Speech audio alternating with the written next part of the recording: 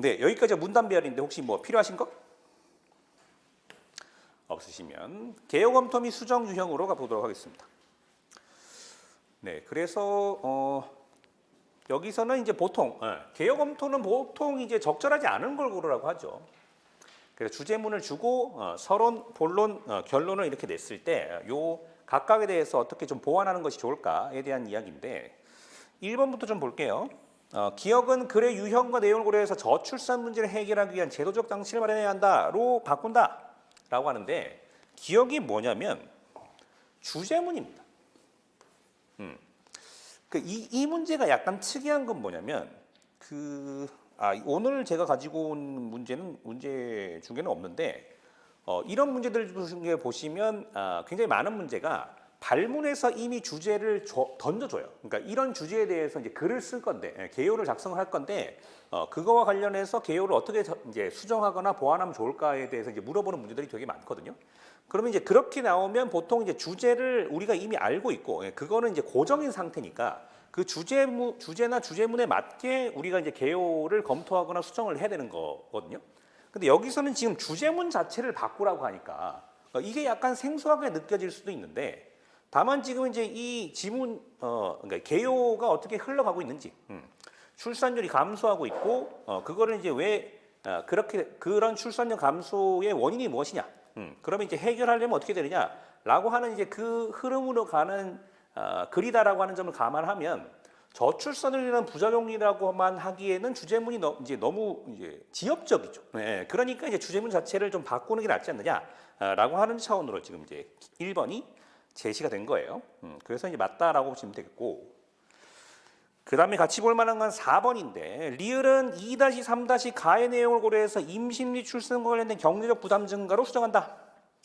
2-3-가를 고려하는 이유는 제가 어제도 말씀드렸지만 1대1로 대응되는 게 굉장히 좀 체계성이 있어 보이기 때문입니다.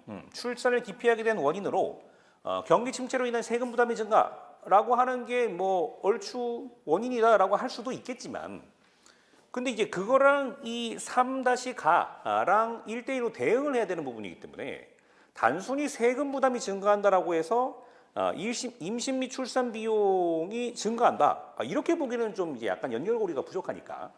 그래서 이 점을 감안한다고 할 것 같으면 리을을 오히려 이제 수정을 해야 되는 거죠.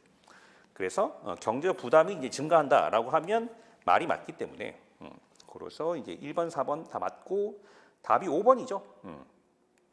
이것도 이제 2-다와의 연관성을 고려한다. 이런 표현이 굉장히 좀 중요하기 때문에 잘 챙기시길 바랍니다. 됐고 그 다음에 5번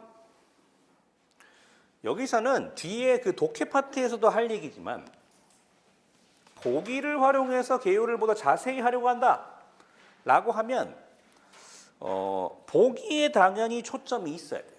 그러니까 물론 이제 여기서는 보기만 본다고 해서 이제 이 글의 방향 같은 걸 알 수 있는 건 아니기 때문에 일단은 기본적으로 주제가 뭐냐 정도는 읽고 이제 보기로 가는 게 좋아 보이긴 하지만 기본적으로 보기가 우리의 초점이기 때문에 이 지문을 너무 열심히 읽는 것 자체가 그렇게 좋은 방식은 아닐 수도 있다라고 하는 점을 좀 생각을 하셨으면 좋겠고 이 문제는 뭐 어렵지는 않죠.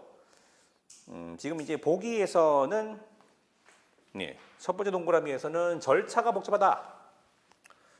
그 다음에 두 번째 동그라미에서는 이제 이 필요성에 대한 인식이 좀 부족하다. 세 번째 동그라미에서는 장기 매매가 암암리에 이루어지고 있다. 뭐 이런 얘기를 하고 있는데 2번 선택지에서는 이제 낮은 수준의 의료기술이라고 하는 게 실제로 문제가 될 수는 있겠지만 보기를 활용하라고 했기 때문에 그 점에서는 이제 말이 안 맞다라고 보셔야겠습니다. 그래서 이제 답이 2번이다라고 하는 거고요. 그 다음에 6번은 약간 좀 이제 형태는 다르지만 결국에는 같은 걸 물어보고 있는 문제를 제가 좀 이제 하나 찾아서 가지고 왔어요. 그래서 이제 발문을 보시면 한 보고서의 서론인데 이 서론에 이어서 본론을 두 절로 나누어서 서술하고자 한다. 이때 첫째 절에서 다루기에 부적절한 내용이 무엇이냐? 근데 이제 뭐 보고서다 보니까 워낙 뭐 보고서가 이제 뭐 한두 페이지로 끝나진 않겠죠 아마. 그러다 보니까 이제 서론이 굉장히 좀 긴데 보통은 이제 서론이라고 하는 게 앞으로 이제 본론을 어떻게 써갈 것인지를 얘기를 하는 거다 보니까 마지막 문단에서 이렇게 저렇게 할 거다라고 하는 걸 좀 알려주고 있어요. 그래서 이제 첫째 관점과 둘째 관점을 각기 다른 절에서 순서대로 논의하고자 한다라고 하면 이제 첫째 절에서 어떤 얘기를 할 것이냐를 봐야 되는데 첫째는 생각의 시장에서 본 관점이고 그거는 이제 공공성의 논리를 우선시한다라고 했기 때문에 4번처럼 시장의 효율성을 극대화한다라고 하면 말이 안 맞죠. 물론 이제